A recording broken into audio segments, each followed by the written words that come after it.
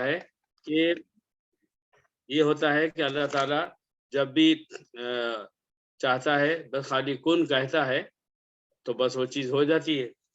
تو یہ روح کیا ہے، اس کے بارے میں مختلف طور پر علماء نے اپنے اپنے طور پر بات کہی ہے، اور بعض حضرات نے کہا کہ یہ جو روح ہے یہ مخلوق نہیں ہے، یہ غیر مخلوق ہے۔ اب ایک بحث ہے کہ روح پیدا کی ہوئی چیز ہے یا پیدا کی ہوئی چیز نہیں ہے۔ اب یہ تو اللہ ہی جانتا ہے کہ یہ پیدا کی ہوئی ہے یا نہیں ہے، ایسی بات نہیں، بلکہ قرآن و حدیث سے یہ بات ثابت ہوتی ہے کہ روح بھی اسی طرح ایک چیز ہے پیدا کی ہوئی جیسے ساری دنیا نظر آتی ہے۔ اس میں بہت لمبی لمبی بحثیں ہیں، میں اس سب کو چھوڑ کر آپ کو خلاصہ بتا رہا ہوں کہ ہمارا عقیدہ صاف ستھرا رہے۔ علامہ احمد بن تیمیہ، شیخ الاسلام علامہ احمد بن تیمیہ مشہور عالم دین ہیں، اور ان کا درجہ جو ہے مختلف علماء کے نزدیک جو ہے وہ چاروں ائمہ کے برابر ہے، یعنی مجتہد کہتے ہیں انہیں، مجتہد ہیں وہ۔ تو انہوں نے بھی صاف فرمایا ہے کہ جو انسان کی روح ہے وہ پیدا کی ہوئی ہے، اور اس پر سب کا اتفاق ہے، تمام اہل سنت کا اس پر اتفاق ہے۔ اور بڑے بڑے علماء جو اپنے زمانے میں تھے، جیسے اس زمانے میں ایک بہت ہی بڑے عالم تھے، ان کا نام تھا محمد بن نصر المروزی، بہت مشہور ہیں اپنے زمانے کے، اور ایسے ہی ابو محمد بن قتیبہ، ان سب حضرات نے اس بات کو صاف کیا ہے کہ جو روح ہے وہ بھی اللہ کی پیدا کی ہوئی ایک چیز ہے۔ تو اس لحاظ سے ہم کو سب سے پہلے اپنے عقیدے میں یہ بات رکھنی ہے کہ روح اللہ کی مخلوق ہے۔ تمام جتنی مخلوقات دنیا میں آئی ہیں ان میں سے ایک جو ہے روح بھی ہے۔ اب اس کے بعد یہ ہوتا ہے کہ یہ روح جو ہے انسان کے جسم میں رہتی ہے، جب انسان مر جاتا ہے تو یہ روح کہاں جاتی؟ اس روح کے جانے کے بارے میں بھی عجیب عجیب اختلاف ہے، عجیب عجیب۔ کسی نے کہا کہ وہ جنت میں چلی جاتی ہے، کسی نے کہا کہ وہ نہ جنت میں جاتی ہے اور نہ کہیں جاتی ہے، وہ درمیان میں لٹکی رہتی ہے۔ اور میں آپ کو اس کی اگر ہیڈنگ سناؤں گا تو آپ کا پریشان نہ ہوں، میں صرف ایک اس کے لیے دے رہا ہوں ایک ہنٹ آپ کو کہ دیکھیے اقوال کی دنیا میں عجیب عجیب اقوال ہم کو ملتے ہیں۔ تو میں آپ کو بتانے جا رہا ہوں کہ روح کے بارے میں مختلف طور پر کسی نے کہا ہے کہ روح جنت میں جاتی ہے، اور کسی نے کہا ہے کہ جو قبر ہوتی ہے، اب ڈریے گا نہیں یہ سب سن کر، کہ جو روح جو ہے جہاں قبر بنی ہوتی ہے اسی کے کنارے پر وہیں رہتی ہے۔ پھر اس کے بعد کسی نے کہا کہ وہ اللہ کے پاس چلی جاتی ہے، کسی نے یہ کہا ہے کہ زمین میں جو نیک روحیں ہیں وہ ایک جگہ رکھی جاتی ہیں، اور جو گناہ گار ہیں، جہنم کے مستحق ہیں یا کافر ہیں، ان سب کی روح ایک طرف رکھی جاتی ہے۔ بعض علماء نے کہا کہ جنت جو ہے وہ روح جو ہے علیین میں جا کر جمع ہو جاتی ہے۔ اب وہ علیین کیا ہے؟ سورہ مطففین میں ذکر ہے وما ادراک ما علیون کتاب مرقوم یشہد المقربون، کہ وہ ایک رجسٹر ہے، وہاں جا کر وہ جمع ہو جاتی ہے۔ اور بعض حضرات نے یہ بھی کہا ہے کہ روح جو ہے وہ زمزم کے کنویں کے پاس جا کر رہتی۔ بعض حضرات نے کہا کہ زمین میں برزخ جو بنا ہوا ہے، برزخ وہ جگہ ہے کہ جہاں نہ عذاب ہے نہ ثواب ہے، لیکن یہ سمجھیے کہ وہ ایک اسٹور روم ہے، ویئر ہاؤس ہے، اس طرح کی وہاں رکھی جاتی ہے۔ بعض حضرات نے کہا کہ روح جو ہے حضرت آدم کے سیدھے ہاتھ کے پاس جا کے رہتی، تو پھر اس میں تقسیم بھی کر ڈالی کہ جو اچھی روحیں ہیں جنت میں جانے والی وہ حضرت آدم کے سیدھے ہاتھ کی طرف ہوتی ہیں، اور جتنی روحیں جو کافر ہیں اور جہنم میں جانے والی ہیں وہ سب حضرت آدم کے بائیں ہاتھ پر ہوتی۔ اور اس طرح کی بہت ساری باتیں ہیں۔ ان ساری باتوں کا قرآن اور حدیث سے کوئی ثبوت نہیں ملتا ہے کہ یہ روح کہاں ہوتی ہے۔ ہمارے لیے یہ جاننا ضروری نہیں ہے کہ روح مرنے کے بعد کہاں جاتی ہے، ہمارے لیے یہ جاننا اتنا کافی ہے کہ روح جو ہے اللہ تعالیٰ کی مخلوقات میں سے ایک مخلوق ہے، اور اللہ رب العزت نے اس کو جو ہے وہ اس طرح سے رکھا ہے کہ جب تک اللہ کی مرضی ہے وہ دنیا میں انسانوں کے جسم میں رہے، اور جب اللہ کی مرضی پوری ہو وہ اللہ تعالیٰ ان کی روح کو قبض کر لے۔ پھر یہ بھی عجیب عجیب سوالات کھڑے ہوئے ہیں کہ جب عذاب ہوتا ہے تو جسم کو ہوتا ہے یا روح کو ہوتا ہے؟ اگر جسم کو ہوتا ہے تو جسم تو کچھ دنوں میں سلگڑ کے برابر ہو جاتا ہے، پھر اب عذاب کس کو ہوتا ہے؟ اور اگر روح کو ہوتا ہے تو روح جو ہے وہ کیا ایسی چیز ہے کہ جس کو عذاب کی تکلیف ہوتی ہے یا نہیں ہوتی ہے؟ تو یہ سارے سوالات ہیں میرے بھائیوں۔ آپ سوچو، قرآن سب سے پہلے کس پر نازل ہوا؟ حضرت محمد صلی اللہ علیہ وسلم پر۔ اس قرآن کو اور اسلام کی باتوں کو سب سے پہلے کس نے سنا؟ مکہ اور مدینہ کے عربوں نے، جن کو ہم لفظ صحابہ جیسے مقدس لفظ سے یاد کرتے ہیں۔ ان کے دماغ میں یہ سب سوالات نہیں آئے۔ روح کیا ہے؟ وہ ایسی ہوتی ہے؟ وہ کیسی ہوتی ہے؟ وہ کہاں جاتی ہے؟ کہاں نہیں جاتی ہے؟ وہ اتنے پریکٹیکل تھے کہ وہ سارے سوالات جس کا اسلام کی پریکٹس سے، دعوت کا کام کرنے سے، اپنی زندگی میں اس پر عمل کرنے سے کوئی تعلق نہیں۔ ابھی مجھے اور آپ کو معلوم ہو گیا کہ روح جو ہے وہ سمجھیے کہ وہ آخر اللہ تعالیٰ کے پاس جا کے فلاں جگہ پر جمع ہو جاتی ہے۔ وہ کہیں بھی جمع ہو، اس کا اس سے کیا تعلق ہے کہ میں نے نماز پڑھی کہ نہیں پڑھی، میں نے جھوٹ بولا یا نہیں بولا، میں نے جو ہے اسلام پر عمل کیا یا نہیں کیا، میں نے اسلام کی دعوت خود بھی اس پر عمل کیا نہیں کیا اور غیروں تک پہنچائی نہیں پہنچائی، میں نے کون سا عمل اللہ کی مرضی کے خلاف کیا۔ میں یہ کہنا چاہ رہا ہوں کہ اللہ رب العزت نے صحابہ جیسی جو ٹیم بنائی تھی نا، وہ دنیا کی سب سے ہائیسٹ ٹیم تھی، جس نے صرف کام سے تعلق رکھا، ادھر ادھر کی باتوں میں وقت نہیں ضائع کیا۔ تو اصل چیز یہی ہے کہ ہم اتنا ہی سنیں ایسے مسائل کے بارے میں جتنا کہ بتایا گیا ہے، اور اس کے بعد پھر بھی مزید باتیں نہ کریں۔ اب یہ ہے کہ یہ جو روح ہے وہ اس کو یعنی کیا ایسا ہے کہ جو روحیں ہیں وہ ایک دوسرے سے ملاقات کرتی ہیں؟ تو اس بارے میں بڑی مزیدار بات لکھی ہے علامہ ابن قیم جوزیہ نے، جن کی کتاب اور روح کو سامنے رکھا میں آپ سے عرض کر رہا ہوں۔ اس میں انہوں نے لکھا کہ دیکھیں، روح کی دو قسمیں ہیں۔ روح کی کتنی قسمیں ہیں؟ دو قسمیں۔ ایک وہ روح جس کو عذاب ہوتا رہے گا، اور دوسرے وہ روح جس پر انعام ہوتا رہے گا۔ تو جو عذاب ہو رہی ہے، جن روحوں کو عذاب ہو رہا ہے، اس میں یہ جو ہے اس عذاب کی جو کیفیات ہیں اس روح کے لیے، وہ یہ ہے کہ وہ عذاب ہونے والی روحیں ایک دوسرے سے نہیں مل سکتی، ہے نا؟ ہم دنیا میں ہم اپنے ماں باپ، بھائی بہن، رشتہ دار، دوست احباب سے ملتے ہیں۔ ایک شخص کو اس کو قید کر دیا جاتا، اللہ بچائے ہر مسلمان کو، وہ جیل میں ہے۔ جیل میں ہونے سے کیا ہوتا؟ نہ وہ کسی سے مل پاتا ہے، نہ کوئی اس سے مل پاتا ہے، نہ وہ اپنے ماں باپ سے مل سکتا ہے، نہ بچوں سے، نہ بیوی سے، نہ رشتہ داروں سے۔ اور بہت سارے جرائم ایسے ہیں کہ اس میں سرے سے ملنے ہی نہیں دیتے، اور بعض جرائم ایسے ہیں کہ اس میں اگر ملنے دیتے ہیں تو فاصلے سے اور تھوڑی دیر کے لیے۔ تو یہ بھی ایک عذاب ہے ان کے لیے، یہ بات سمجھ میں آتی ہے۔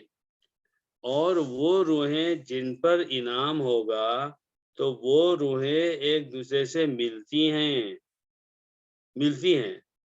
اور اس کے ساتھ میں ان کی جو ہے تو باتیں ہوتی ہیں آپس میں، تمہارے ساتھ کیا ہو رہا ہے، ہمارے ساتھ کیا ہو رہا ہے۔ اور قرآن میں اللہ رب العزت نے فرمایا وَمَن يُطِعِ اللَّهَ وَالرَّسُولَ فَأُولَٰئِكَ مَعَ الَّذِينَ أَنْعَمَ اللَّهُ عَلَيْهِم مِّنَ النَّبِيِّينَ وَالصِّدِّيقِينَ وَالشُّهَدَاءِ وَالصَّالِحِينَ وَحَسُنَ أُولَٰئِكَ رَفِيقًا۔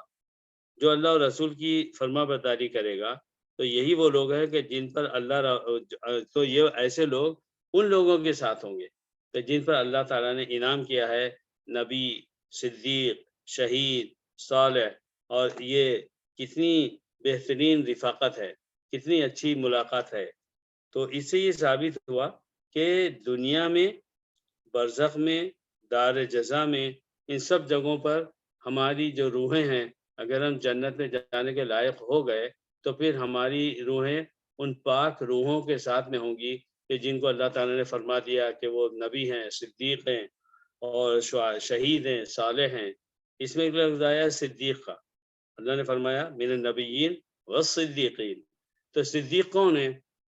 حضرت ابو بکر رضی اللہ عنہ اس امت کے صدیق ہے، مگر اللہ تعالیٰ نے قرآن کی اس آیت میں لفظ صدیق نہیں کہا، ایک سنگولر صدیقین فرمایا، کئی صدیق۔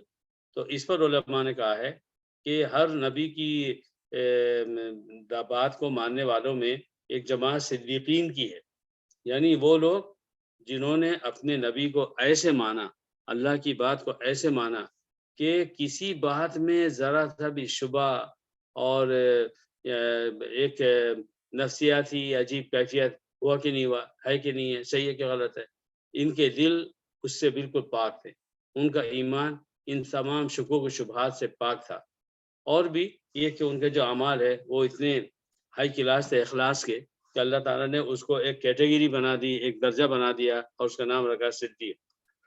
تو بہرحال کہ یہ جو آیتیں نازل ہوئی تھی تو اس میں امام جریر سے یہ روایت ہے کہ صحابہ نے ایک دفعہ نبی کریم صلی اللہ علیہ وسلم سے یہ فرمایا، ما ينبغي لنا ان نفارقك في الدنيا فاذا مت رفعت فوقنا فلم نراك، اے اللہ کے نبی، ہم تو دنیا میں ہرگز یہ نہیں چاہتے ہیں کہ ہم آپ سے جدا ہو جائیں، لیکن جب آپ کا انتقال ہو جائے گا رفعت فوقنا، تو پھر تو آپ کو اللہ تعالیٰ آپ کے انتقال کے بعد ہم سے اٹھا لے گا، یعنی آپ قبر میں چلے جائیں گے، فلم نہ رکھا، تو پھر تو ہم آپ کو دیکھ بھی نہیں سکیں گے۔ تو اس کے اوپر یہ آیت نازل ہوئی کہ جو اللہ اور رسول کی اطاعت کرے گا تو یہی لوگ جو ہے نبی، صدیق، شہید، صالح کے ساتھ میں ہوں گے۔ تو اس طرح کی اس بات سے ہم کو معلوم ہوتا ہے کہ جو نیک لوگوں کی روحیں ہیں وہ ایک دوسرے سے ملتی ہیں۔ اگر اللہ کے نزدیک ہمارا یہ چھوٹا سا گروپ اللہ کے لیے ملتا ہے بلا شبہ، اور دینی باتیں ہوتی ہیں اللہ کے لیے بلا شبہ، تو اللہ کی ذات سے امید ہے کہ ہم سب اپنی اپنی مراد پورے کر کے جب جائیں گے تو ہماری روحیں بھی ایک دوسرے سے ملتی رہیں گی اور بھی دوسرے مختلف نیک لوگوں سے ملتی رہیں گی، اور یہ جو ملنے کی کیفیت ہے اس کی 3 درجے ہیں۔ نمبر 1 انہم احیاء عند ربہم یرزقون، کہ وہاں وہ ان کی روحیں آخرت میں اللہ کے پاس زندہ ہیں اور انہیں رزق دیا جا رہا ہے۔ وَإِذَا كَانُوا أَحْيَاءَ فَهُمْ يَتَلَاقَوْنَ، اور اگر روحیں وہاں پر زندہ ہیں تو ایک دوسرے سے ملیں گے۔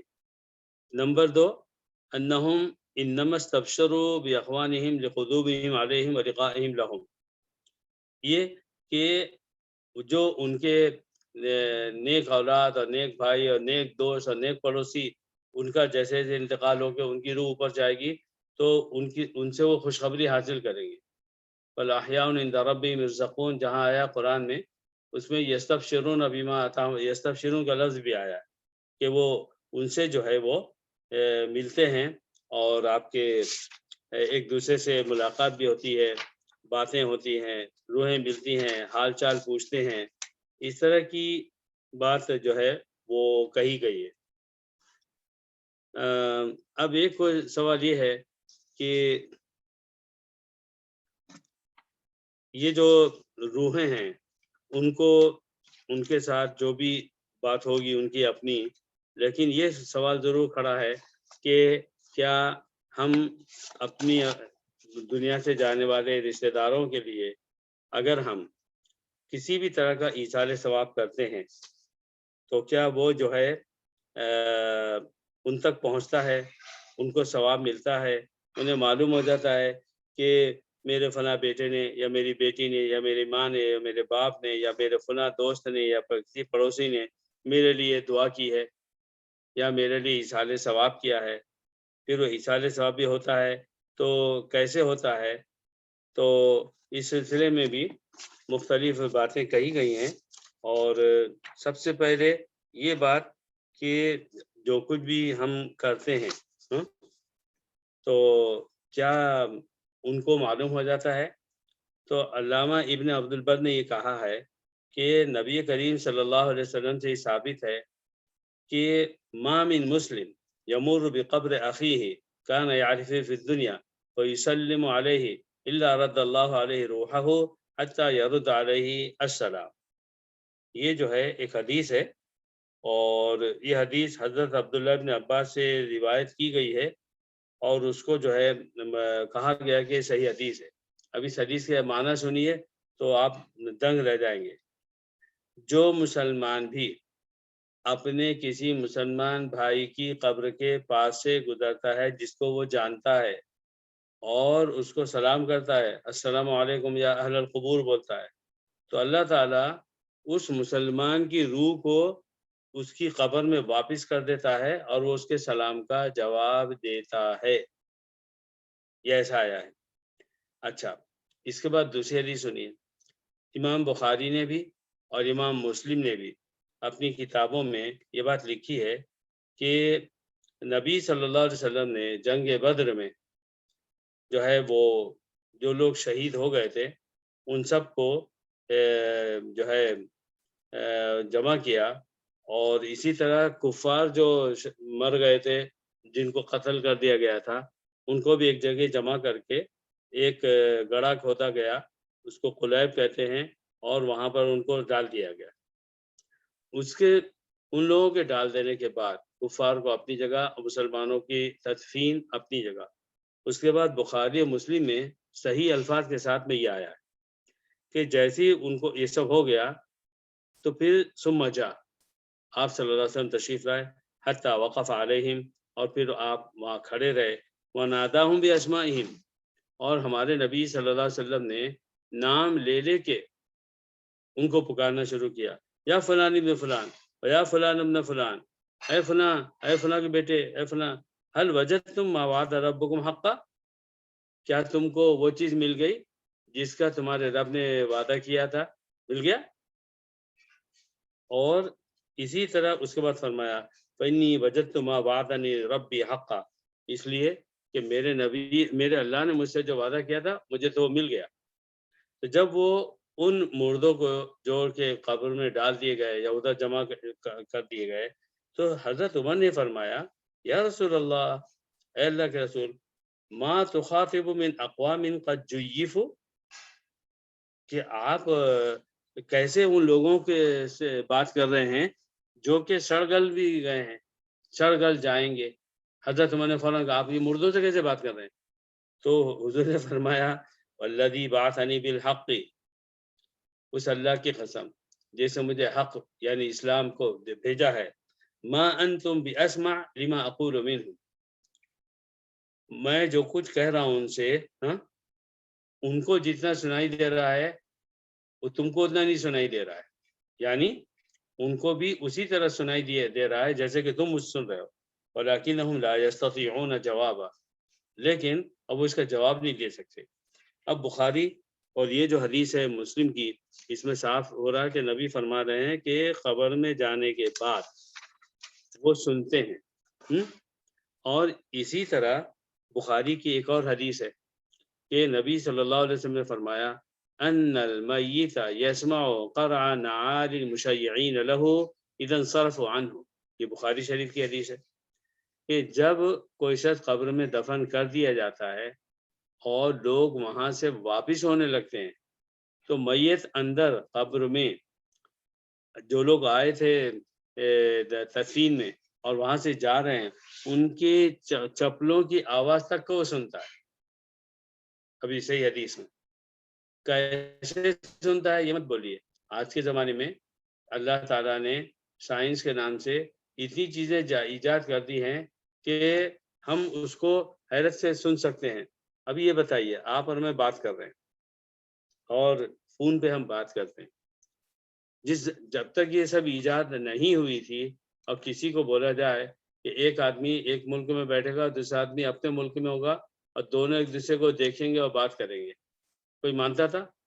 اگر اس زمانے میں کہا جائے تو ہنسیں گے لوگ، کہیں گے پاگل ہو گیا ہے کہ آدمی گھر کی دیوار کے پیچھے جو بیٹھا ہے اس کو نہیں دیکھ پاتا، تو ملکوں کی دوری میں ایک دوسرے کو دیکھے گا اور سنے گا۔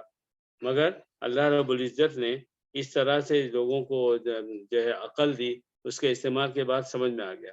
تو انسانوں کی ان عقلوں نے جتنی چیزیں ایجاد کی، اللہ رب العزت نے مردہ جب دفن ہو جائے اس کو کون سی طاقت دیتا ہوگا کہ وہ سن رہا ہے، اور یہ حدیث سے ثابت ہے، اس کا انکار مشکل ہے۔ آپ یہ دیکھیے کہ نبی صلی اللہ علیہ وسلم نے جو الفاظ ہمیں بتائے ہیں سلام کہنے کے قبرستان پر، اس میں کیا ہے؟ السلام علیکم یا اہل القبور، اے قبروں میں رہنے والوں، تم کو ہم سلام کر رہے ہیں۔ اور دوسری حدیث میں ہے السلام علیکم دار قوم مؤمنین، سلامتی ہو تم لوگوں پر کہ یہ مومنین کی رہنے کی جگہ ہے۔ تو اس میں ایسے سوال اور فرما رہے ہیں آپ جیسے کہ وہ زندہ ہیں اور ان کو مخاطب کر رہے ہیں۔ تو یہ سب چیزیں ایسی ہیں کہ اس سے ثابت ہوتا ہے کہ قبروں میں جو شخص بھی ہے وہ اس کو سنتا ہے، اور اس کو معلوم ہو جاتا ہے کہ فلاں نے آیا ہے، فلاں نے سلام کیا ہے۔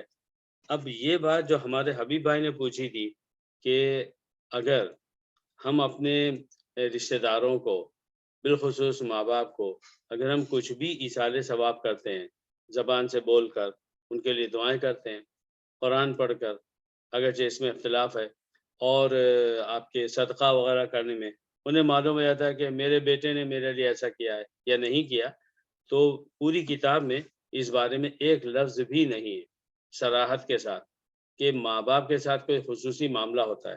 لیکن جو عام باتیں کہی گئی ہیں کہ روحیں ایک دوسرے سے ملتی ہیں اور ان تک یہ بات پہنچ جاتی ہے اور وہ سلام کا جواب دیتے ہیں، اور یہ بھی معلوم ہو جاتا ہے کہ فلاں نے ہمارے ساتھ ایسا کیا، تو اس پر جو ہے آپ کے یعنی کچھ نہ کچھ اس کی بات حقیقت ہوگی۔ یہ جو کتاب ہے کتاب الروح، اس کے اندر مختلف تابعین کے، تبع تابعین کے واقعات بھرے پڑے ہوئے ہیں کہ جس میں ایسا معلوم ہوتا ہے کہ وہ سب ہوا جس کو ہم سمجھنا چاہتے ہیں۔ میں آپ کو صرف ایک واقعہ سناتا ہوں، آپ پہلی بات یہ سمجھ لیجئے کہ یہ جو واقعات ہیں ہمارے لیے حجت نہیں ہیں، ہمارے لیے دلیل نہیں ہیں۔ اللہ جانے ایسا ہوا ہو، لیکن اس کا مطلب یہ ہے کہ وہ جو ہوا ہے وہ ہر ایک کے ساتھ ہوگا۔ وہ اللہ تعالیٰ نے کسی کو خواب میں اگر کچھ دکھایا تو شریعت میں تمام علماء کے نزدیک خواب کسی کی حجت نہیں ہے، اس کی وجہ سے کوئی فیصلہ نہیں ہوگا۔ تو ایک یہ ہے کہ ایک صاحب کہتے ہیں، وہ یوں ہے کہ امام جوزی کہتے ہیں کہ ہم کو محمد بن حسین نے بتایا، ان کو یحییٰ بن بسطام المصفر نے بتایا، اور وہ کہتے ہیں کہ آل عاصم جوہدری میں سے ایک آدمی تھا، تو اس نے جو ہے تو یہ کہا کہ میں نے عاصم الجوہدری کو اپنے خواب میں ان کی موت کے 2 سال کے بعد دیکھا۔ اب یہ خواب کی بات ہے، یہ صرف اپنے سمجھنے کے لیے ہے مگر اعتقاد کے لیے نہیں۔ تو 2 سال کے بعد خواب میں دیکھا، تو میں نے ان سے پوچھا الیس قد میت تھا، کیا تم مر نہیں گئے ہو؟ فقال بلا، ہاں میں تو مر چکا ہوں۔ قلت فین انت، تو پھر انہوں نے پوچھا اچھا پھر اب اس وقت کہاں ہو؟ ہے نا کیا مزیدار سوال ہے۔ تو انہوں نے کہا انا واللہ فی روضۃ من ریاض الجنہ، میں تو الحمدللہ، میں کہا ہوں بخدا میں تو جنت کے باغوں میں سے ایک باغ میں ہوں۔ انا ونفر من اصحابی، میں بھی اور کچھ ہمارے دوست احباب، نجتمع کل لیلۃ جمعۃ وصبیحتها، ہم لوگ ہر جمعہ کو اور اس کی صبح کو ہم جاتے ہیں کن کے پاس؟ بکر بن عبداللہ المزنی، یہ ایک بہت بڑے عالم تھے، ہم ان کے پاس جاتے ہیں، یعنی ان کی روحیں بکر بن عبداللہ المزنی کے پاس جاتی ہیں، فنتلقى اخبارکم، وہاں جاتے ہیں تو ہم کو تم لوگوں کی خبریں معلوم ہوتی ہیں۔ قال قلت اجسادکم ام ارواحکم، تو میں نے ان سے کہا کہ ارے بھائی ہماری خبریں آپ تک پہنچتی ہیں تو آپ کے جسم کو معلوم ہوتی ہیں یا آپ کی روحوں کو؟ انہوں نے کہا ہیہات، یہ کیا بول رہے ہو؟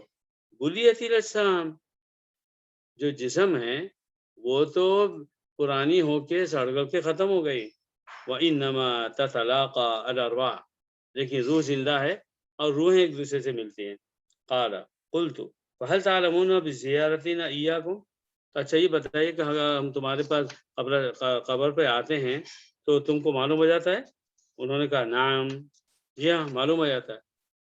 نعلم بها عشیۃ الجمعہ ویوم الجمعۃ کلہ، انہوں نے کہا ہم کو جمعہ کی رات کو معلوم ہو جاتا ہے اور پورے دن جمعہ کو معلوم ہوتا ہے، وَيَوْمَ السَّبْتِ إِلَى طُلُوعِ الشَّمْسِ، اور ہفتے کے دن سیٹرڈے کو بھی معلوم ہو جاتا ہے سورج کے نکلنے تک.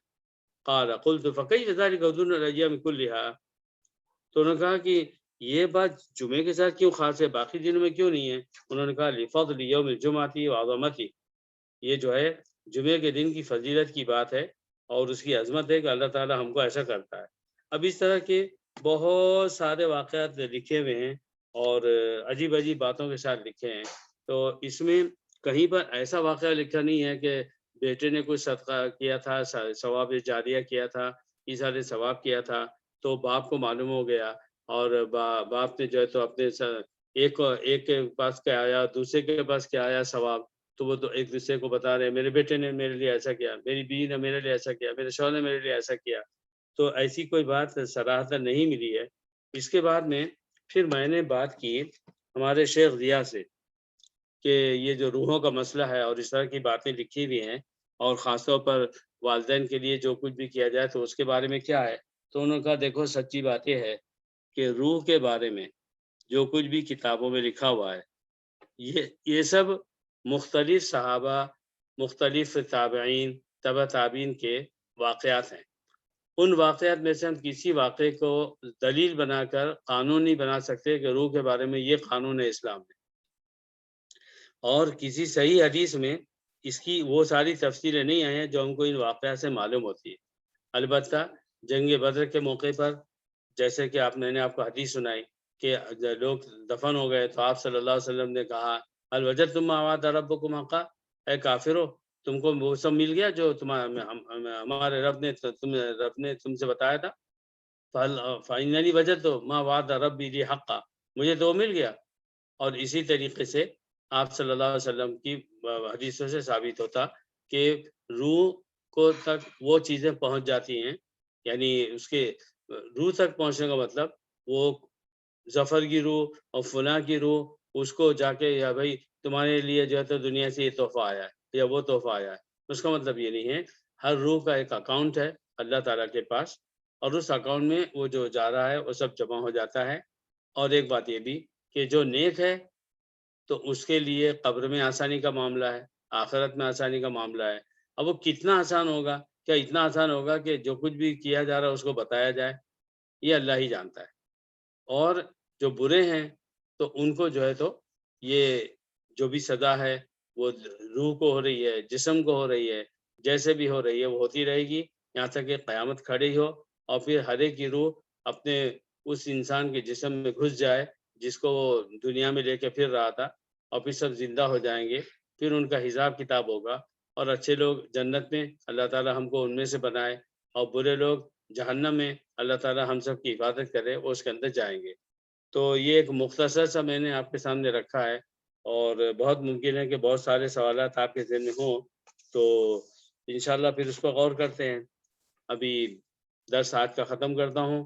اللہ تعالی ہم سب کو جو ہے جیسے دنیا میں ایک جگہ رکھا ہے آخرت میں بھی اللہ تعالی ہمیں ایک ساتھ جمع ہونے کی توفیق عطا فرمائے. ہم میں سے ہر شخص کے عمل اتنے اچھے ہوں کہ وہ جنت میں جانے کے لائق ہو اور ہم سب ان لوگوں میں سے ہوں جن کے بارے میں اللہ تعالیٰ نے فرمایا ہے ہم وازواجہم فی ظلال علی الارائک متکئون، وہ اور ان کے شوہر اور ان کی بیویاں سب کے سب ٹیک لگا کے جنت میں آرام سے بیٹھیں گے. اللہ تعالیٰ ہم کو ان میں سے بنائے. آمین آمین آمین. صاحب بدر کے جنگ بدر میں 70 تو قریش شہید ہوئے تھے، اور کیا مسلمان بھی شہید ہوئے تھے جنگ بدر میں؟ جی ہاں جی ہاں. اچھا شہید ہوئے تھے. اچھا جی ایک دو ہوئے ہوں گے، بس زیادہ تو نہیں ہوئے تھے شاید. 14 یا 15 کی تعداد بتائی گئی. اچھا اچھا. تصور کیجئے کہ کافر 1000 تھے اور مسلمانوں کے بعد لڑنے کا سامان بھی نہیں تھا، لڑتے اور ہاتھ میں تلوار بھی نہیں. شاعر نے اردو میں بہت بات نے کہا وہ تو صحیح، وہاں ویسے ہی حال تھا. اور پھر روزہ تھے، رمضان کی 17 تاریخ تھی، تو شہری میں انہوں نے کتنا مٹن اور چکن اور فش کھایا ہوگا اور کیا کیا پیا ہوگا اور شربتیں اور فروٹس کھائے ہوں گے. اس کے بعد میں پھر وہ لڑے جنگ بدر میں اور اللہ نے جو ہے تو ان کو فتح دی. اور سورہ نساء میں اللہ نے فرمایا ہے کہ 5000 جو ہے فرشتے بھیجے گئے تھے ان کی حفاظت کے لیے. یہ سب ہوا تھا. چلیے دعا کر لیں. ظفر بھائی اس میں انشاءاللہ صرف وہ قرآن میں تو ایک آیت آئی ہے قل الروح امر ربی وما اوتیتم من العلم الا قلیل.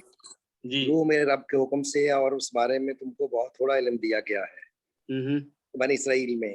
پھر اس کے بعد جو ہے یہ جو باتیں بنی ہوئی ہیں روحیں بھٹکتی ہیں یہ ہے وہ ہے تو اس میں وہ تو میرا خیال ہے کوئی ایسی چیز نہیں ہے کہ جو روح نکالنے والا وہ تو اتنا کمزور نہیں ہے کہ وہ تو بھٹکنے جسم میں نہیں دیتا تو باہر کہاں بھٹکنے دے گا. وہ تو لے جا کے وہاں پہ عالم ارواح میں لے جا کے لین اور سجین میں جا کے وہ جمع کرا دیتا ہے.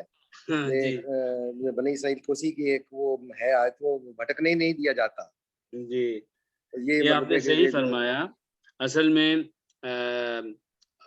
ہندو کرسچن ان جیسے لوگوں کے پاس جو عجیب عجیب باتیں روح کے بارے میں کہی جاتی ہے ہماری سوسائٹی میں اتنی پھیل گئی ہیں کہ اس کی بنیاد پر ہم سے یہ کہا جاتا کہ وہ روح آتی ہے. اور ہمارے پاس انڈیا میں تو ہمارے بریلوی حضرات نے تو کیا کیا بنایا ہے, اللہ تعالیٰ ہی بچائے بس. اور روح بھٹکتی نہیں ہے, یہ اسلامی بات ہے, ایک دم صاف ستھری بات, نہ نیک فرد کی اور نہ برے فرد کی. اور نیک روح کے ساتھ اس کا جیسا سلوک ہوتا ہے, بری روح کے ساتھ اس کے جیسا سلوک ہوتا ہے.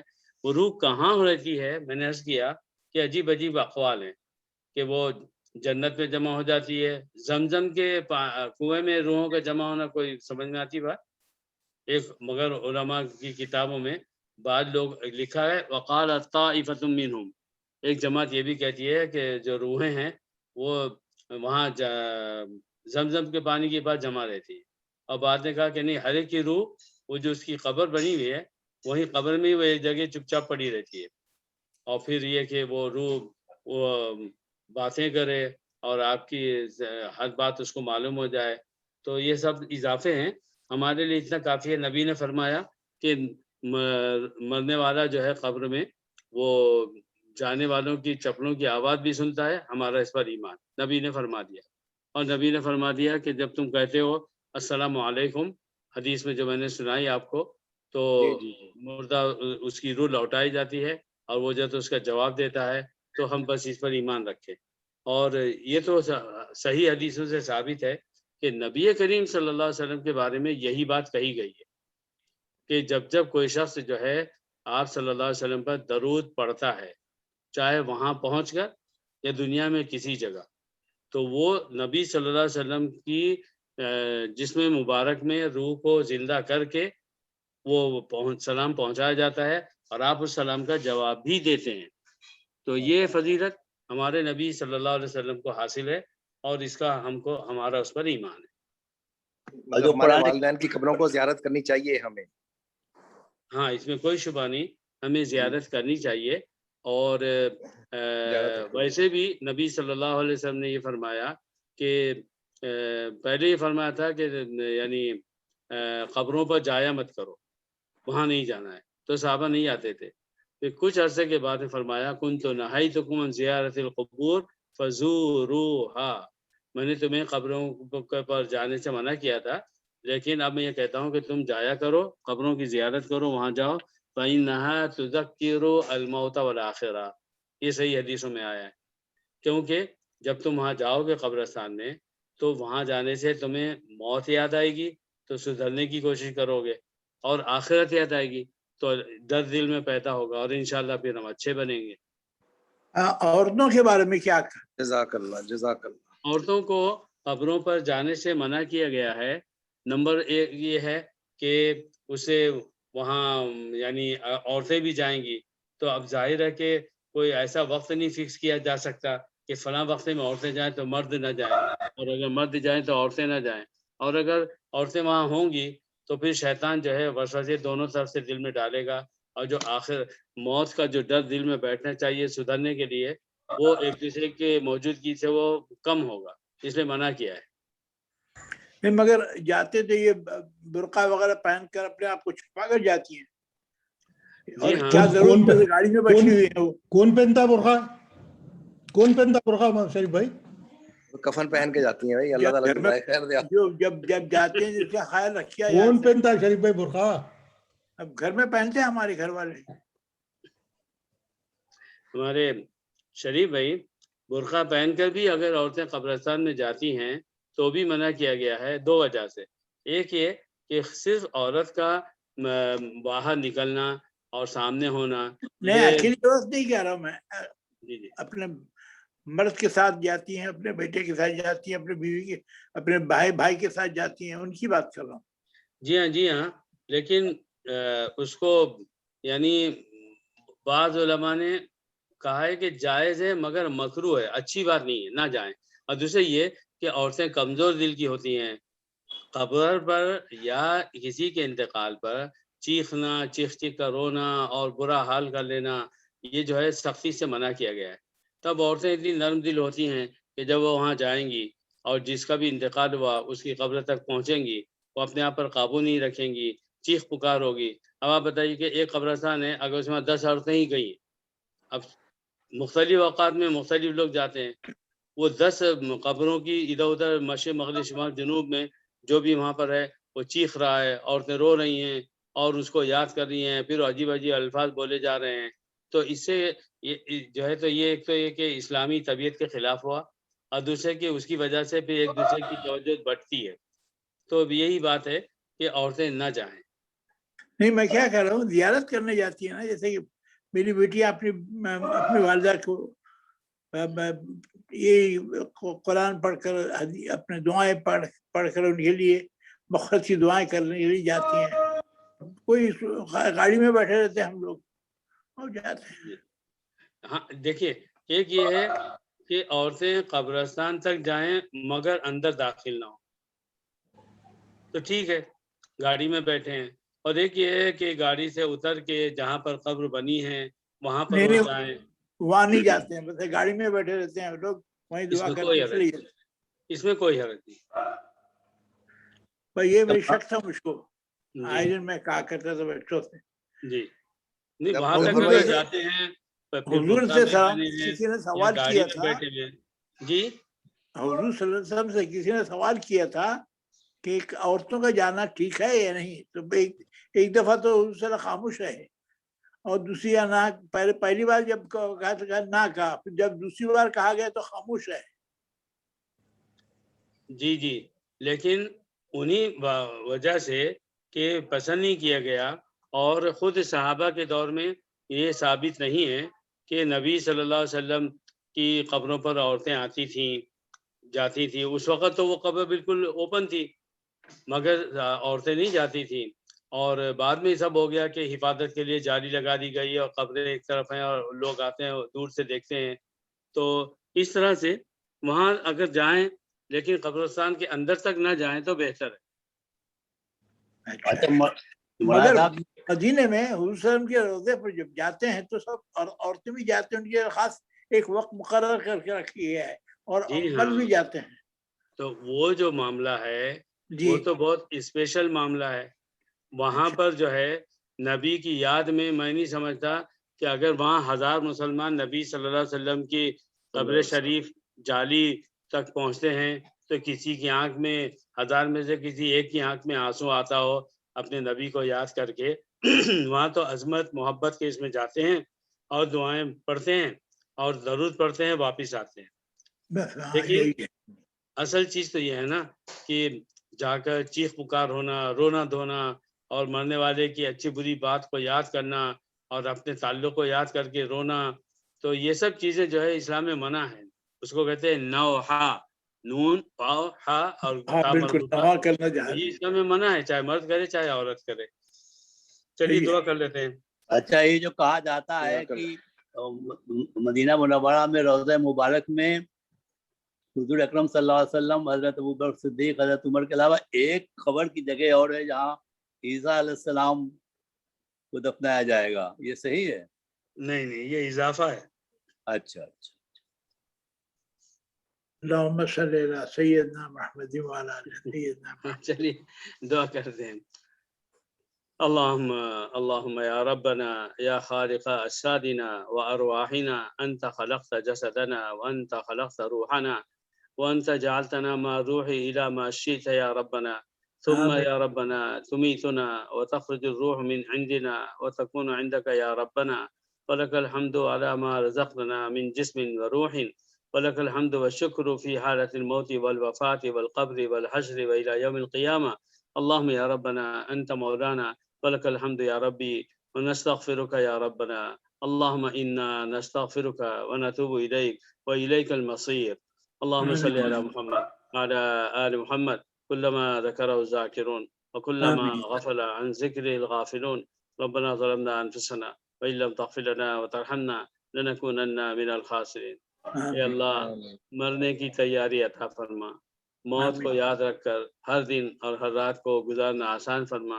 ہماری آنکھوں کی، ہمارے کانوں کی، ہمارے دماغ کی، ہماری زبانوں کی، ہمارے جسم سے نکلنے والے تمام اعمال کی اے اللہ ہمیں حفاظت کرنے کی توفیق عطا فرما. اے رب العالمین ہم وہی بولیں جس سے تو خوش ہو، اور وہی سنیں جس سے تو خوش ہو، اور وہی دیکھیں جس سے تو خوش ہو. اے رب العالمین تیری نافرمانی جس حال میں بھی ہوتی ہے ان تمام نافرمانیوں کو معاف فرما، اور اللہ ان سے بچنا آسان فرما.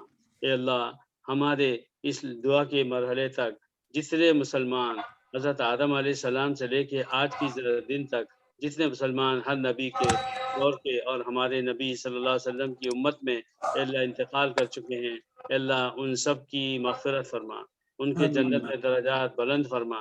اور اے اللہ اس وقت جتنے مسلمان زندہ ہیں ان سب کے ایمان کی اور نیک اعمال کی حفاظت فرما.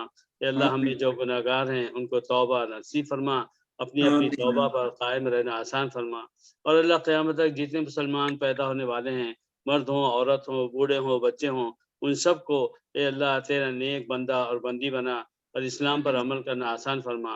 اے اللہ ہم سب کے سب جو ہم سے پہلے دنیا سے جا چکے اور جو اس وقت موجود ہیں اور جو بعد میں آئیں گے، ہم سب انسان ہیں اور اللہ ہم فرشتہ نہیں ہیں. اے اللہ کہیں نہ کہیں شیطان ہمیں اے اللہ دھوکہ دینے لگائے گا اور ہم سے اللہ غلطی ہوگی اور گناہ ہوگا. اے رب العالمین ہر مسلمان جب جیسی غلطی کرے اس کو غلطی پر ندامت اور شرمندگی عطا فرما، اور اللہ اس کو اللہ توبہ کرنے کی اور سچی توبہ کرنے کی توفیق عطا فرما. اے اللہ ہماری اس مجلس کو قبول فرما، شریک ہونے والوں کے جان و مال کی، ان کے آل اولاد کی بھرپور حفاظت فرما. پہلی بھی اس بیماری سے ہمارے گھر والوں کی اور دنیا کے ہر مسلمان کے اس کے گھر والوں کی اے اللہ حفاظت فرما. اے اللہ ہماری ان دعاؤں کو اور ہر مسلمان کی ہر جائے دعا کو اے اللہ اپنے فضل و کرم سے قبول فرما. صلی اللہ تعالی علی خیر خلقی محمد وعلی آلہ صحبہ اجمعین برحمتک یا ارحم الراحمین. آمین آمین آمین. جزاک اللہ جزاک اللہ. السلام علیکم، جزاکم اللہ.